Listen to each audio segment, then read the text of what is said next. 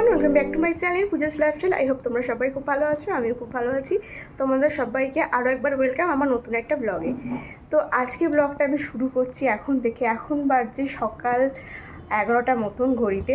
তো অ্যাকচুয়ালি তোমাদের সাথে একটা জিনিস শেয়ার করার আছে, সেই কারণেই ভাবলাম যে এখন থেকে ব্লগটা শুরু করি। সকালবেলা উঠে অনেক কাজবাজ হয়ে গেছে, আজকে তোমাদের দাদাভাই একটু তাড়াতাড়ি ডিউটি চলে গেছে, সেই কারণে সকাল থেকে একটু ব্যস্ততার মধ্যে ছিলাম। তোমাদের মামামকে খাওয়ালাম, তারপরে তোমার দাদাভাই টিফিন প্যাক করে দিলাম, তারপরে এখন একটু ফ্রি হলাম তো উপরে আসলাম। তো ভাবলাম যে কালকে একটা জিনিস এসেছে আমার বাড়িতে, তো তোমাদের দাদাভাই আমাকে আবার একটা সারপ্রাইজ দিয়েছে। তো সারপ্রাইজটা কী, তো সেটা দেখানোর আগে তার স্টোরিটা না বলে তোমাদের মানে সেটা দেখানোটাই বৃথা হয়ে যাবে, এরকম একটা ব্যাপার। তো চলো তোমাদের সাথে শেয়ার করি স্টোরিটা কী। তো স্টোরিটা হচ্ছে পয়লা বৈশাখের দিন তোমার দাদাভাই আমাকে বললো যে তোমার জন্য একটা জিনিস অর্ডার দিয়েছি আমি অনলাইনে। তো আমি বললাম তো ভালো কথা, কী অর্ডার দিয়েছো? আমাকে কিন্তু কিছু বললো না। তারপরে ওর একটা ফ্রেন্ডকে ফোন করে বললো যে জিনিসটা কি এসেছে? তো সে বললো হ্যাঁ এসেছে। তারপরে বলাবলি করছিল যে লাঠিটা দিয়েছি কি জিনিসটা কি অনেকটা বড়, নিয়ে আসা যাবে তো হাতে করে এখানে? তো তখন না আমি একটু গেস করেছি যে এটা আমার মনে সন্দেহ হয়েছে। আশা করছি তোমরা বুঝতে পারছো কিসের কথা বলছি। তো তারপরে তখন আমি জিজ্ঞাসা করা তাই মানে কী অর্ডার দিয়েছি তুমি আমার জন্য? তো যেটা আমার মনে হয়েছে সেটা আমি তোমার দাদাভাইকে বললাম। বলছে না না সেটা কেন অর্ডার দেবো। তো তারপরে বললো কি যে তোমার ঘর মোছার লাঠিটা একটু নষ্ট হয়ে গেছে, দেখছিলাম তুমি অনেকদিন আগে বলছিলে, তো একটা ঘর মোছার লাঠি অর্ডার দিয়েছি। বললাম তাই? তো আমার না আমি যেটা ভাবছিলাম সেটা আমার একটু মনটা খারাপ হয়ে গেলো যে আমি একটা জিনিসের কথা ভাবছিলাম, সেটা হলে একটু ভালোই হতো আমার ব্লগ করতে। তারপরে না তারপরে কালকেও ডিউটি গেছে, মানে কালকে তো মানডে ছিল, মানডে ডিউটি গেছে। তখন আমাকে বলছে যে তুমি দেখবে না ঘর মোছার লাঠিটা কী অর্ডার দিলাম, কত সুন্দর লাঠি একটা ঘর মোছা। এলাম তাই? আলাম না আমার দেখার দরকার নেই, ঘর মোছার লাঠি সেটা আবার অনলাইনে অর্ডার করেছে। তো আমি একটু রেগেই বলি সেটা না, সেটা একটা না মানুষের একটা আশা থাকে না যে এই জিনিসটা হয়তো এসেছে, তো সেটা ভেবেই আমি ভাবছিলাম যে এটাই হয়তো অর্ডার করেছে। তারপর আমাকে যখন বললো যে না ঘর মোছার লাঠি, আর ওর ফ্রেন্ডকেও যখন ফোন করেছে তখন তখনও ফোনে বলছে যে ওই যে ঘর মোছার ঝাড়ুটা যেটা অর্ডার করেছিলাম সেটা। তখন আমি ভাবলাম যে ফ্রেন্ডকে যখন বলছে তাহলে হয়তো তাই হবে। তো তারপরে কালকে বিকেলবেলা আমাকে ফোন করে মানে আমাকে ভিডিও কল করে বললো ঘর মোছা লাঠিটা দেখবে না, কত ভালো কত সুন্দর দেখতে। এখন যেগুলো হয় না অনেকে মলে যেগুলো পাওয়া যায় দেখবে কী বলে থাকে যে রং করে যে তার মধ্যে ডুবিয়ে আর কি কী বেশ বলে, আমার জাস্ট এখন এক্স্যাক্ট মনে পড়ছে না কি জিনিস বলা সেটাকে। তো আমি ভাবলাম যে সেরকমই হয়তো জিনিস, সেই জন্য আমাকে দেখাচ্ছে, বলছে ভালো জিনিস দেখো। তাই এলাম তাই হবে হয়তো। তো ও মা আমি যখন আমাকে এখন ব্যাক ক্যামেরাতে দেখালো না, আমি পুরো সারপ্রাইজ জাস্ট মানে কি বলতে বলে বোঝাতে পারবো না, আমি এতটাই খুশি হয়েছি। তো আমার খুবই একটা কাজের জিনিস। তো চলো তোমাদের সাথে আর বেশি কথা না বাড়িয়ে শেয়ার করা যাক, তোমাদেরও ভালো লাগছে না আশা করছি। তো চলো তোমাদের সাথে দেখাই সেটা কী জিনিস। এটা আমি সত্যি ভাবতে পারি, পুরো অবাক হয়ে গেছি, আমি ফুল সারপ্রাইজ। আর কখনও তোমাদের দাদাভাই আমাকে এরকম সারপ্রাইজ দেয় না। বেসিক্যালি ও আমার বার্থডেতেও কিন্তু এত বড় সড়ো করে আমাকে কোনোদিন সারপ্রাইজ দেয়নি, আমি মানে ভাবতেই পারিনি যে এরকম বড় করে আমার একটা সারপ্রাইজ দেবে। তো চলো আর কথা বললে তোমাদের দেখতেও ভালো লাগবে না ভিডিওটা। তো আমি তোমাদেরকে দেখাই কি আমাকে সারপ্রাইজ দিয়েছি। তো চলো। তো এই হচ্ছে সেই সারপ্রাইজের জিনিস যেটা আমার ভীষণ একটা মানে প্রয়োজনীয় জিনিস বলতে পারো, রিং লাইট। আমার অনেক দিনের ইচ্ছা ছিল রিং লাইটের, তো সেটাই আমাকে গিফট করেছে তোমাদের দাদাভাই, সারপ্রাইজ গিফট আমার। তো এই দেখো, এই হচ্ছে এই রিং লাইটটা, দেখো অনেকটাই লং, আর এখান থেকে ছোটো বড়ো করা যায়। আর এইখানেও কিছু একটা প্রসেস আছে অ্যাকচুয়ালি, না কালকে রাত্রিবেলা এই বক্সটা করে নিয়ে এসেছে। আর এর মধ্যে ছিল তোমার দাদাভাই, আমি যেহেতু সেট করতে পারবো না তো ও এসে সেট করে দিয়েছে। এইটার মধ্যে এই ডান্ডাটা ছিল আর এটার মধ্যে হচ্ছে লাইটটা ছিল। তো এই হচ্ছে আমার সেই সারপ্রাইজের জিনিস, মানে আমি কি বলবো, আমি ভাষা হারিয়ে ফেলছি। তো ওকে তো মানে সামনাসামনি বলতে পারি না, ব্লগের মাধ্যমেই বলছি। তো অনেক অনেক করে থ্যাংক ইউ, আমি ভীষণ খুশি হয়েছি এটার জন্য। মানে ফোনটাতেও খুশি হয়েছি, আমি ভাবছিলাম ওকে বলবো, তো যেহেতু ফোনটা একদমই রিসেন্টলি নিলাম তো সেই কারণে ভাবছিলাম যে এত চাপ দেওয়াটা ঠিক হবে না আমার বরকে।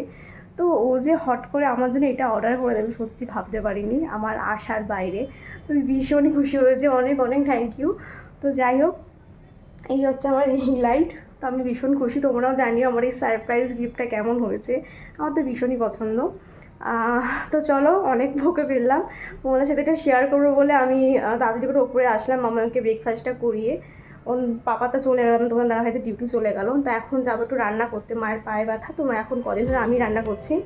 আর মা একটু মামাকে রাখছে, মাও করছে সকালবেলার দিকটা, মা রান্না করেছে, আমি গুছিয়ে দিয়েছিলাম, মাও টিফিনগুলো করে দিয়েছে। কিছু কিছু আমি করবো, কিছু কিছু মা করবে।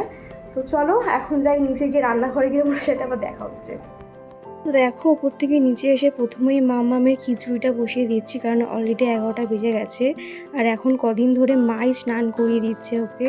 তো এখানে প্রথমে ভেজিটেবলসগুলো দিয়ে দিলাম। আর এখন না এখনকার গাজর আর বিটটা একদমই বয়েল হতে চায় না, তো সেটাকে আমি গ্রেট করে দিয়েছিলাম। আর তারপরে এখানে কড়াইতে বসিয়ে দিলাম মাছের মাথা ভাজা। তো আজকে মাছের মাথা দিয়ে পুঁইশাক চচ্চড়ি হবে, তো সেটাই করতে লেগে পড়লাম। আর ওদিকে মামামের খিচুড়িটা কিন্তু সিটি মেরে রেডি হয়ে গেছিলো আর কি। আর তারপরে এখানে কড়াইতে দিয়ে দিলাম তেল, তারপরে দিলাম 5 ফোড়নে, আর তারপরে একটুখানি সামান্য পরিমাণে রসুন, পেঁয়াজ, কাঁচা লঙ্কা সেইগুলো দিয়ে ফোড়নে দিয়ে এর মধ্যে দিয়ে দিলাম হচ্ছে আলু, তারপরে কুমড়ো, সেইগুলোও দিয়ে দেবো একেবারে। দিয়ে তারপরে এর মধ্যে নুন, হলুদ, সামান্য একটু রেড চিলি পাউডারও অ্যাড করেছিলাম। আর এর মধ্যে সামান্য একটু জিরে গুঁড়ো দিয়েছি। তোমরা চাইলে কিন্তু এখানে জিরে গুঁড়ো বা ধনে গুঁড়ো নাও দিতে পারো, কিন্তু আমি সামান্য ধনে গুঁড়ো, সামান্য জিরে গুঁড়ো দিয়েছিলাম, তাদের ফ্লেভারটা বেশ ভালোই আসে। তো সেইগুলো দিয়ে একেবারে সব পুঁইশাকটা দিয়ে একেবারে ঘ্যাটটা বসিয়ে দিলাম। তো আজকে সেরকম একটা রান্নার ঝামেলা নেই, মা সকালবেলা ভাতটা করে দিয়েছে। আর তোমাদের দাদাভাই মাছের ঝোল করে দিয়েছিল, সেটা নিয়ে গেছে। আমাদের জন্যও আছে, মানে একসাথেই করেছিল। আর হচ্ছে বেলায় হচ্ছে একটা ভাজাভুজি করব, আর মা বললো টকের ডালটা করবে। তো আমি এই ছোটোখাটো রান্নাগুলো করে মাম্মামকে স্নানের জলটা ওখানে দিয়ে এসেছি, মা স্নানটা করিয়ে দিচ্ছে, তারপরে ওকে আমি লাঞ্চটা করাতে যাব। তো দেখো এখানে কিন্তু বলতে বলতে আমার আলু আর কুমড়ো দিয়ে দিলাম ভাজতে। আর তারপরে এর মধ্যে তো বললাম তোমাদের জিরে গুঁড়ো অ্যাড করেছিলাম, সামান্য একটু রেড চিলি পাউডার। আর তারপরে এর মধ্যে দিয়ে দিচ্ছি কাঁচা লঙ্কা চিড়ে। তোমরা চাইলে আরও কাঁচা লঙ্কা ইউজ করতে পারো, তো আমি এগুলোই দিলাম। আর তারপরে দিয়ে দিলাম পুঁইশাক, যেহেতু পুঁইশাকটা অল্প পরিমাণে আছে সেই কারণে লঙ্কাটাও আমি কম দিলাম। আর তারপরে দেখো পুঁইশাকটা মজে যাওয়ার পরে দিয়ে দিলাম মাছের মাথা যেগুলো ভেজেছিলাম, সেগুলো এর মধ্যে ভেঙে ভেঙে দিয়ে দিচ্ছি। তো এর মধ্যে কিন্তু মাছের তেলগুলো ভালো টেস্ট হয়, আর মাছের মাথাতে তো বলতেই হয় না, আরও টেস্ট হয়, টেস্টি হয়। তো যাই হোক, দেখো আমার পুঁইশাকটা হয়ে এসেছে। তো এখন নামিয়ে দেবো, কিছুক্ষণ একটু আস্তে আস্তে স্লো ফ্লেমে নাড়াচাড়া করে। আর নামানোর আগে একটু সামান্য পরিমাণে চিনি দিয়ে দিলাম। চিনি না দিলে যেন পুঁইশাকটা মজে না, চিনি আর নুনটা কিন্তু সমানভাবেই দিতে হয় আর কি। তো যাই হোক, তারপরে দেখো আমার পুঁইশাক একেবারে রেডি। তো কেমন লাগছে অবশ্যই জানিও, একদমই শর্ট টাইমে এটা বানালাম। আর তারপরে বললাম না, মা আজকে মামাকে স্নান করিয়ে দিয়েছে, তো ওকে নিয়ে তারপরে চলে আসলাম লাঞ্চটা করবো বলে। আজকে খাওয়াচ্ছি খিচুড়ি। আর এখন মানে খাওয়ানো মানে আমার যুদ্ধ চালু হয়ে যাওয়া। তো টিভিটা চালিয়ে নিয়েছি। তো চলো ওকে খাইয়ে নিই, তারপরে আবার ফিরে আসছে ব্লগে। তো যাই হোক দেখো, তারপরে তো মামাকে খাইয়ে ঘুম পাড়িয়ে দিলাম। আর আমি চলে আসলাম এই ভিন্ডি আলু পেঁয়াজটা ভাজবো বলে। আর মাঝে আম দিয়ে টক ডালটা করে রেখেছিল, আর আমি এই ফাঁকে ভিন্ডি আলুটা ভেজে নিচ্ছি। তারপরে রান্নাঘরটা ক্লিন করে চলে যাব স্নানে। আর তার আগে দেখো এই বেলটা অনেক দিন ধরে পড়েছিল, তাই ভাবলাম বাবার জন্য বেলটা শরবত বানিয়ে রাখি। তো প্রথমে শরবত বানানোর জন্য বেলটাকে আমি একটা চামচ দিয়ে কুড়িয়ে নিয়েছিলাম। আর তারপরে তার মধ্যে জল দিয়ে ভালো করে দানাগুলোকে বার করে নিয়ে তারপরে একটা ছাঁকনির সাহায্যে ছেঁকে নিয়েছি।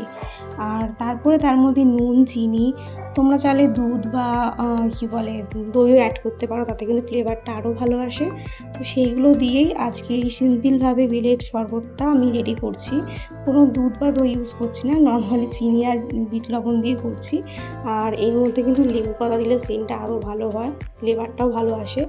দেখো বেলটা কুড়ে নিলাম, তারপরে এর মধ্যে জল দিয়ে আমি ছেঁকে নিয়েছিলাম। তারপরে এর মধ্যে এখন নুন দেবো আর চিনি দেবো, সেগুলো অ্যাড করে দেবো একে একে। চিনিটা কিন্তু আমি আগেই অ্যাড করে দিয়েছিলাম। তো এখন এর মধ্যে আমি নুনটা অ্যাড করছি। বিট লবণ তোমরা চাইলে নর্মাল লবণই অ্যাড করতে পারো, তো আমি বিট লবণটাই অ্যাড করলাম এর মধ্যে। আর এই গরমকালে এরকম শরবত খাওয়া না ভীষণই ভালো শরীরের জন্য, সেটা যে কোনো শরবতই হোক। আম পোড়া শরবত হলে তো আরও ভালো, তাতে কিন্তু শরীরে অনেক মানে ভালো কাজ করে আর কি।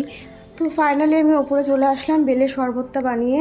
এখন যাবো স্নানে। চোখ মুখের অবস্থা দেখে বুঝতেই পারছো খুবই বাজে অবস্থা, আর ভীষণ পরিমাণে গরম লাগছে।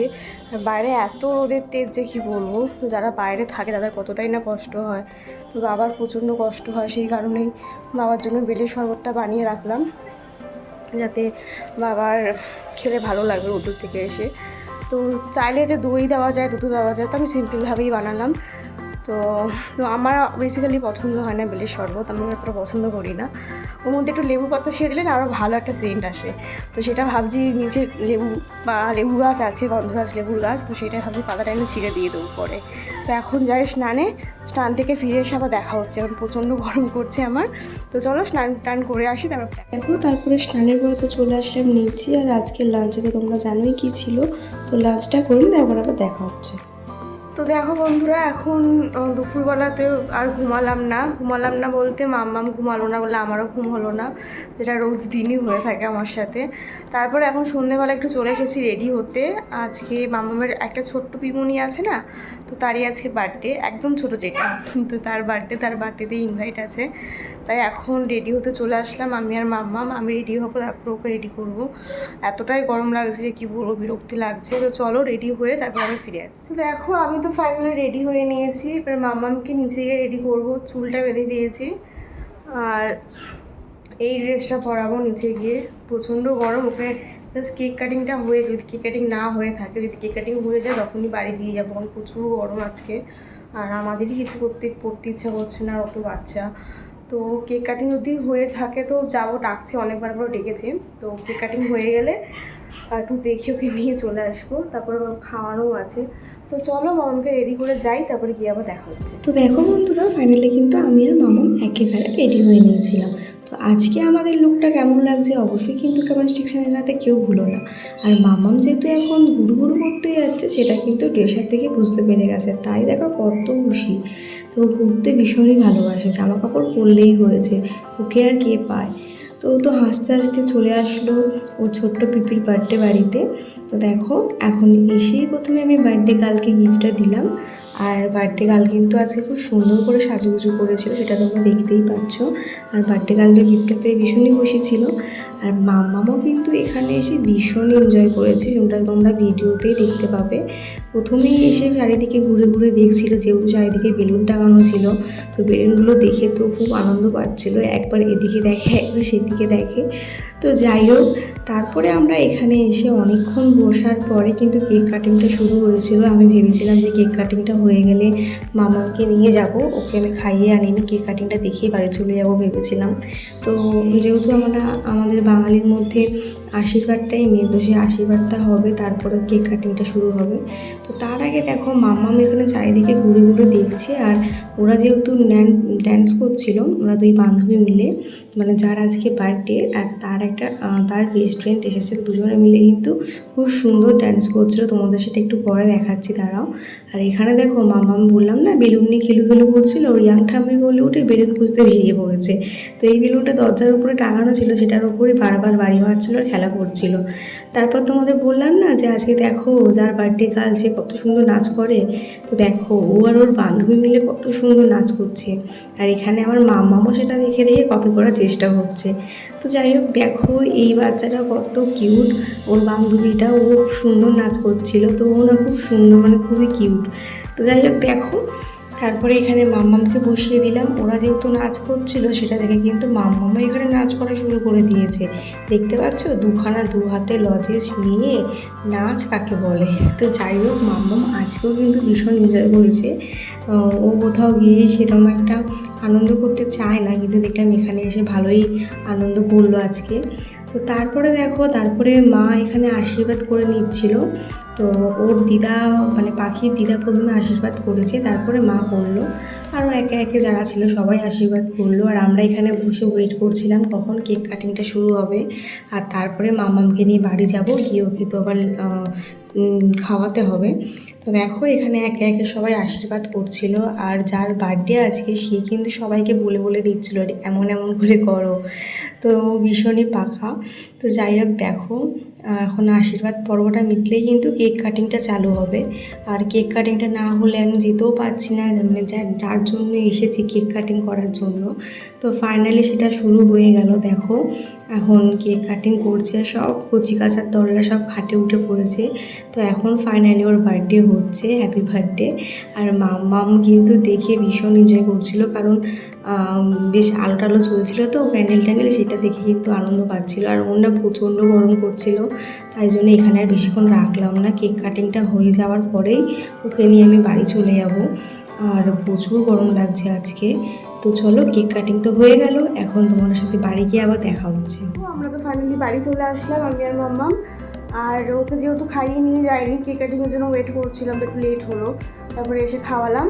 আর তারপরে এত গরম লাগছে যে কী বলবো, তো আমাদের বাড়িতে দিয়ে গেল মানে কেক, তারপরে পায়েস, তারপরে স্ন্যাক্স ছিল সেগুলো দিয়ে গেলো। তো সেগুলো নিচ থেকে খেয়ে একবার উপরে চলে আসলাম। এই দেখো মাম্মামকে। এনজয় করেছো? দেখলে তো কবে এনজয় করেছে বার্থডে বাড়িতে গিয়ে। এনজয় করেছো মা? এত গরম না যে কি বলবো, প্রচণ্ড গরম। তাই এখন ওকে চেঞ্জ করাবো, আমিও চেঞ্জ করবো। তো চলো এখন চেঞ্জ করে নিই, প্রচুর গরম লাগছে। আর আজকের ব্লগটা আমি এখানেই শেষ করছি। কেমন লাগলো অবশ্যই কমেন্টে জানিও। আর ভালো লাগলে অবশ্যই লাইক করে দিও। আর যারা চ্যানেলটা এখনও সাবস্ক্রাইব করিনি, প্লিজ সাবস্ক্রাইব করে দিও নেক্সট ব্লগগুলো দেখার জন্য। তো চলো টাটা বাবা, দেখা হচ্ছে নেক্সট ব্লগে।